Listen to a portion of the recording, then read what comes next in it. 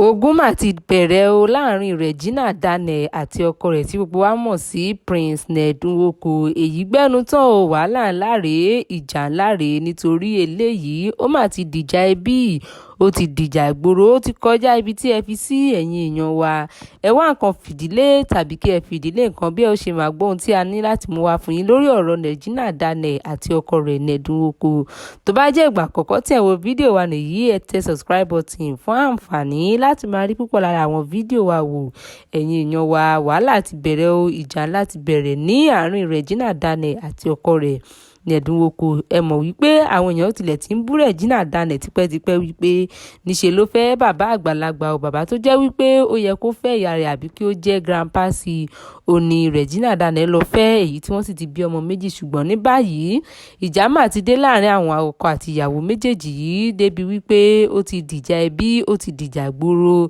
nítorí ṣàdédé ni Regina Daniel pariwo síta wípé ọkọ òun na òun, ó tún rán àwọn èèyàn wá láti wá lù òun mọ́lé níbi tí òun sá lọ. Ṣùgbọ́n ní báyìí ẹ̀yin èèyàn wa, lẹ́yìn ìgbà tí a rò wípé ọ̀rọ̀ yìí ó ti ń parí díẹ̀díẹ̀, ìgbọ́n báyìí ó mà ní ọkọ Regina Daniel ó ti ní kí ọlọ́pàá kí ó gbé àwọn ẹ̀gbọ́n rẹ̀ méjì, ọkùnrin kan àti obìnrin kan.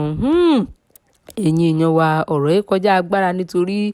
Regina Daniel mà ló ti múra tán o láti jà wípé kí ọkọ òun Ned Nwoko kó má ṣe rò bóyá kò sí ẹnikẹ́ni tí ó lè já òun bọ́, wípé òun ó rí wípé òun já bọ́. Nǹkan tí òun wò mọ́ lára ni wípé àwọn ọmọ àwọn méjèèjì èyí tí wọ́n jẹ́ ọkùnrin, tó sì jẹ́ wípé ọkùnrin ò lè dàgbà títí kí ó yọ orúkọ bàbá rẹ̀ kúrò, wípé ìdí rèé o tí òun sì ṣe ń wò wípé kó ṣọ́ ara rẹ̀, kó fi ẹ̀gbọ́n òun sílẹ̀ níbi tí wọ́n bá gbé ẹ̀gbọ́n òun lọ tàbí níbi tí ó bá ti ẹ̀gbọ́n òun mọ́, wípé láì jẹ́ bẹ́ẹ̀ òun ó rí wípé òun já Prince Ned Nwoko bọ́ pátápátá o, tó fi jẹ́ wípé kò ní já mọ́ nǹkan kan mọ́, wípé bí ó ṣe rò wípé òun ní agbára tóun ní èèyàn lẹ́yìn tó, bẹ́ẹ̀ náà ni òun náà ṣe ní agbára tóun náà ní èèyàn lẹ́yìn tí òun lè fi bà ti Ned Nwoko jẹ́. Ẹ̀yin èèyàn wa, ọ̀rọ̀ yìí kọjá bí ẹ ṣe rò nítorí ariwo ńláńlá ni gbogbo ọ̀rọ̀ yìí ti dá kalẹ̀ ní orí social media, tó fi sọ wípé àwọn máa jáde, òun àti ìdílé òun wọ́n máa jáde nínú eléyìí o, ṣùgbọ́n kí wọ́n kìlọ̀ fún Ned Nwoko dáadáa wípé ibi tó bá gbé ẹ̀gbọ́n òun lọ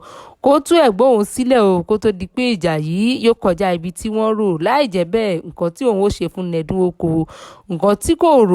kò rò wípé òun lè ṣe rárá àti rárá ni nǹkan tí òun ó ṣe fún o. Ẹ̀yin èèyàn wa, ọ̀rọ̀ ẹ kọjá bí ẹ ṣe rò. Èyí tí a ní láti mú wá fún yín rèé lónìí. Tó bá jẹ́ ìgbà àkọ́kọ́ tí ẹ wo fídíò wa nìyí, ẹ tẹ subscribe button o. Ẹ̀yin èèyàn wa, bó bá ṣe ń lọ lórí ọ̀rọ̀ Regina Daniel àti ọkọ rẹ̀, a ó tún máa mú wá fún yín o. Ẹ̀yin èèyàn wa, kí ẹ ní ọjọ́ tó dára. Ó dàbọ̀.